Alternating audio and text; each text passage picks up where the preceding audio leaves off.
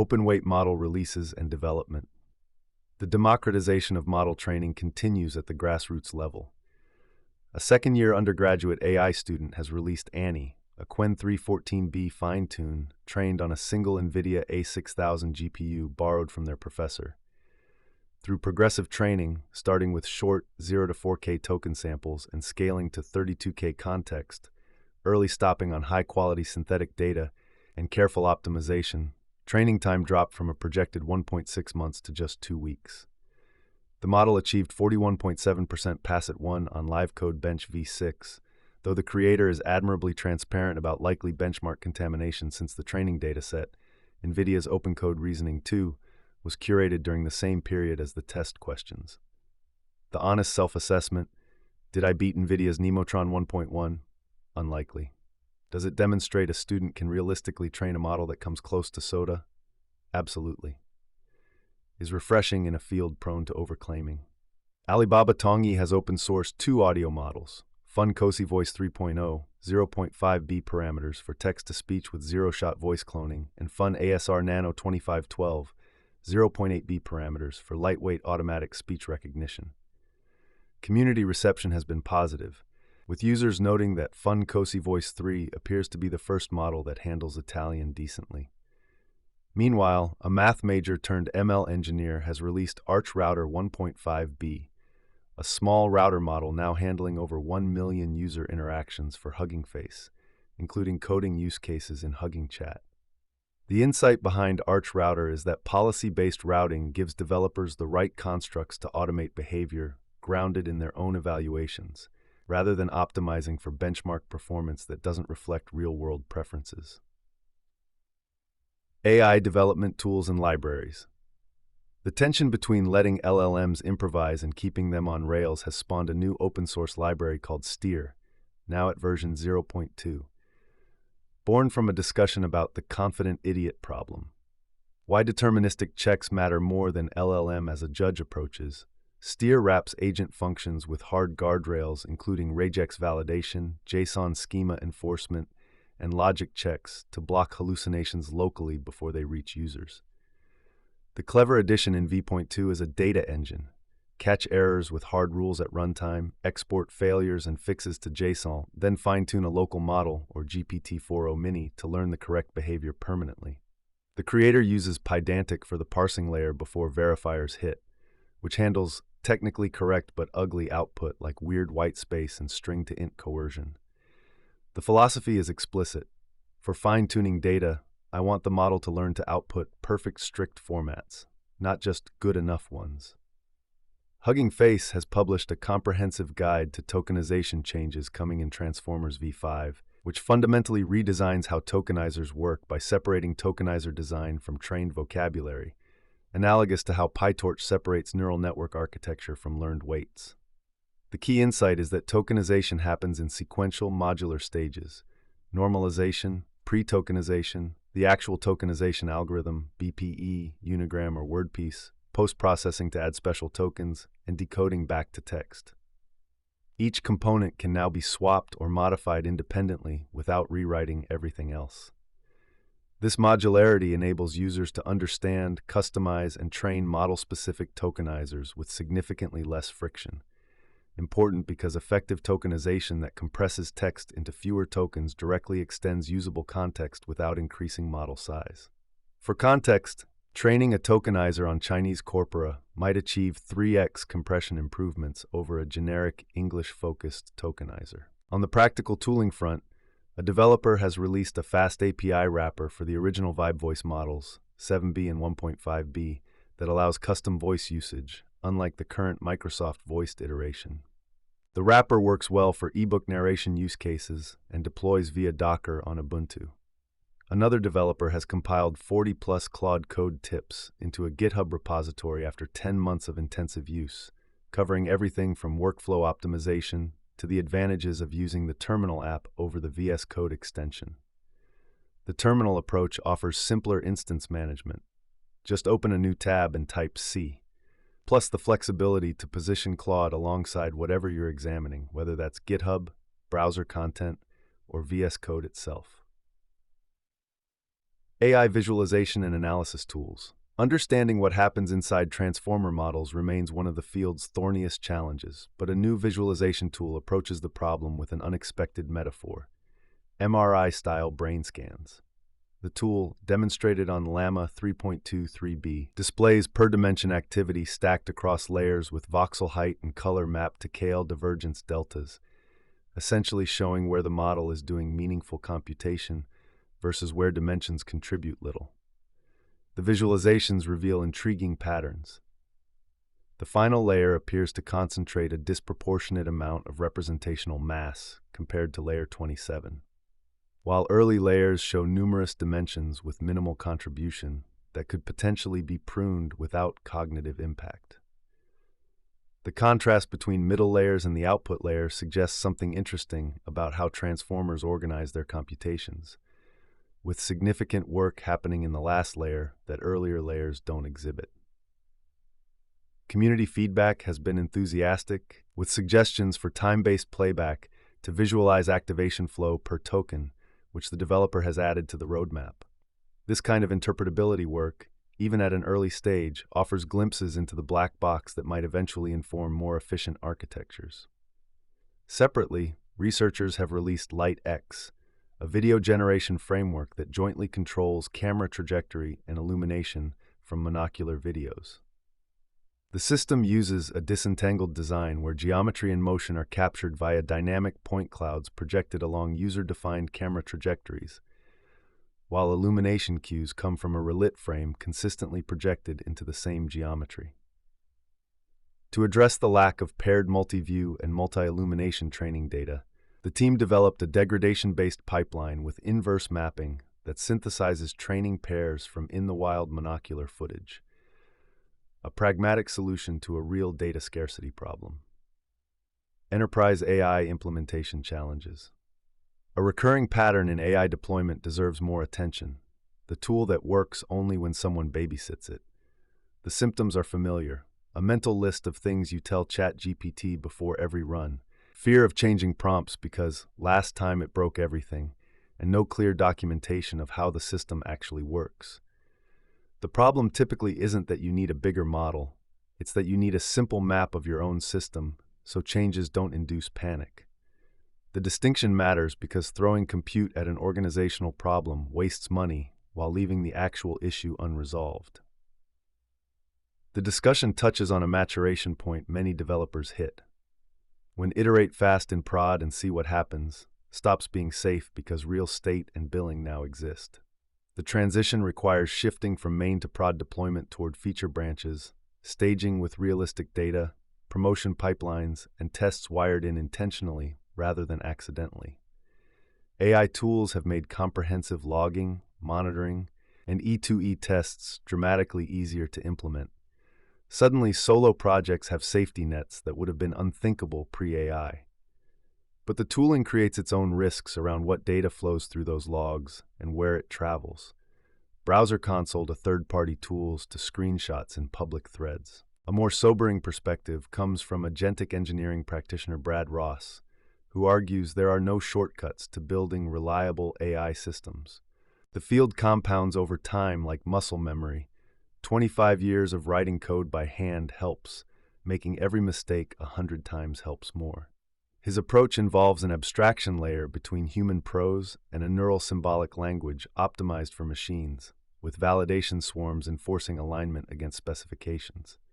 The results are striking. AI-first documentation averaging under 2% ambiguity versus approximately 55% for human prompts and 18% for senior engineers using AI. But the key rule is that AI never writes anything I cannot write myself. Responsibility doesn't delegate. Security researcher disclosures have added urgency to these concerns. A report dubbed IDE-SASTER identified 30-plus vulnerabilities across Cursor, GitHub Copilot, Windsurf, and Claude Code, including prompt injection, LLM context hijacking, and auto-approved tool calls executing without permission. The attack chains weaponize legitimate IDE features for data exfiltration and remote code execution. EN files, API keys, and source code become accessible through features assumed to be safe.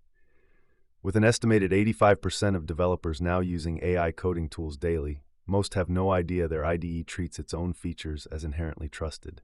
Mitigations include auditing MCP server connections, disabling auto-approve for file writes, moving credentials to secrets managers with runtime injection via wrapper scripts the LM never sees, and running AI coding tools in isolated containers with limited volume mounts. AI voice and conversational interfaces.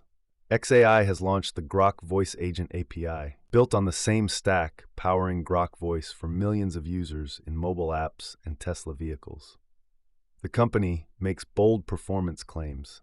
First place on the leading audio reasoning benchmark with an average time to first audio under 1 second, nearly 5x faster than the closest competitor. The pricing model is notably simple at 5 cents per minute of connection time, compared to OpenAI's token-based pricing that the announcement claims typically exceeds 10 SWR-min in production. In blind head-to-head human evaluations against the OpenAI real-time API, Grok was consistently preferred across pronunciation, accent, and prosody.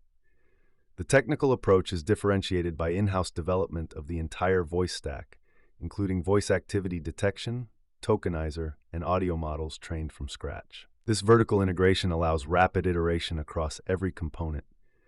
The API supports dozens of languages with what XAI claims is native-level proficiency, with automatic language detection and seamless mid-conversation switching. Developers can instruct Grok to respond in specific languages via system prompt when needed. Tesla served as a critical design partner, and Grok now powers voice interactions in millions of vehicles with specialized tools for accessing vehicle status, looking up directions, and controlling navigation. The envisioned use case is natural route planning. Ask Grok to plan a road trip, and it searches X for recommendations, calculates optimal routes, and adds stops to generate a full itinerary. In adjacent news, hardware entrepreneur Reuven Cohen has teased forthcoming agentic AI chips. Based on spiking neural networks, event-driven and adaptive, where nothing runs unless something meaningful happens. Each chip would execute bounded WASM kernels for portability and security, with adaptability as a core design principle rather than a feature layered on top. The pitch is intelligence that lives, learns, and evolves inside systems, operating for years on minimal power. First chips are projected for early 2026, though the details remain sparse. Federated learning and distributed AI. Researchers from the University of the Western Cape and Missouri University of Science and Technology have developed FedFusion, a federated transfer learning framework tackling 3 simultaneous challenges: heterogeneous feature spaces, severe non-IID data distributions, and scarce labels across clients. These problems are particularly acute in privacy-sensitive sectors like healthcare, where data is fragmented across institutions, sparsely labeled, and collected under different protocols. The framework introduces diversity-aware encoder architectures, div-n, div-n-mix, div-n-c, with similarity-weighted classifier aggregation to handle heterogeneous feature spaces. Labeled clients guide unlabeled clients via confidence-filtered pseudo-labels and domain-adaptive transfer, while cluster-wise averaging preserves global coherence under heterogeneity. This addresses a real failure mode in federated learning, dominance by data-rich sites that degrades minority client performance. The frugal labeling pipeline combines self-supervised and semi-supervised pretext training with selective fine-tuning, reducing annotation demands without sharing raw data, critical when annotation budgets are tight and data cannot leave institutional boundaries. The 2 patterns FedFusion explicitly targets are feature heterogeneity, where clients expose non-aligned and variably sized feature sets, and label scarcity under domain shift, where clients have fully, partially, or unlabeled data from different domains. Across tabular and imaging benchmarks under IID, non-IID, and label-scarce regimes, FedFusion consistently outperformed state-of-the-art baselines in accuracy, robustness, and fairness while maintaining comparable communication and computation budgets. The work is explicitly motivated by realistic federated deployments like the Gauteng Department of Health, where the theoretical elegance of federated learning meets the messy reality of institutional data fragmentation. Programming language innovation. Daphne, a verification-aware programming language developed by Microsoft Research, continues to mature as a practical tool for writing provably correct code. The language integrates formal specification directly into the programming workflow, allowing developers to express preconditions, postconditions, termination conditions, loop invariants, and read-write specifications alongside their implementation. A static program verifier then checks that implementations satisfy their specifications, catching bugs at compile time that testing might miss. What makes Daphne increasingly relevant is its compilation targets: C#, Java, JavaScript, Go, and Python, with more planned. This means verified Daphne code can integrate with existing projects, reducing the traditional friction of formal methods where verified components existed in isolation. The language supports familiar programming concepts: classes, iterators, arrays, tuples, generic types, refinement, and inheritance, alongside algebraic data types suitable for pattern matching, inductive data types for bounded integers, and immutable and mutable data structures. The tooling ecosystem has grown to include IDE plugins, an LSP-based language server, code formatter, and educational resources from professors teaching Daphne and industrial projects using it in production. On the more whimsical end of tool releases, Arkham Mirror has launched as an air-gapped, AI-powered investigation platform for journalists and researchers, running entirely locally with zero cloud dependencies. The platform offers semantic search, find documents by meaning, not just exact keywords, knowledge graphs visualizing connections between people, organizations, and places, timeline extraction, financial table recovery from PDFs using vision models, and automatic flagging of conflicting statements across documents. The air-gap design addresses the fundamental tension in investigative work. Powerful AI analysis tools typically require cloud connectivity that creates unacceptable security risks for sensitive material. Hardware and infrastructure innovation. Engineers at USC's Information Sciences Institute and the University of Wisconsin-Madison have demonstrated a photonic memory element, a memory cell that uses light, fabricated using a commercial process, GlobalFoundries Photonics Silicon Photonics platform. The device combines photodiodes, micro-ring resonators, and optical waveguides, operating like DRAM with periodic regeneration to prevent data loss. Simulations indicate operation at 20 GHz, with potential readability at 50 to 60 GHz. The significance lies in photonic computing's promise as a potential ceiling for classical computing performance. Light-based computation could theoretically overcome some fundamental limitations of electron-based systems, particularly for interconnects and certain computational patterns. However, skeptics note that photons are energetically expensive per bit, and photonic devices tend to be large, suggesting photonic computing will excel in niches: clocks, long-haul interconnects, certain pattern matching applications, rather than replacing general-purpose CPUs or RAM. The commercial fabrication process is notable because it suggests potential manufacturability at scale, though the gap between laboratory demonstration and production memory remains substantial. The broader context is computing's search for post-Moore's law performance improvements.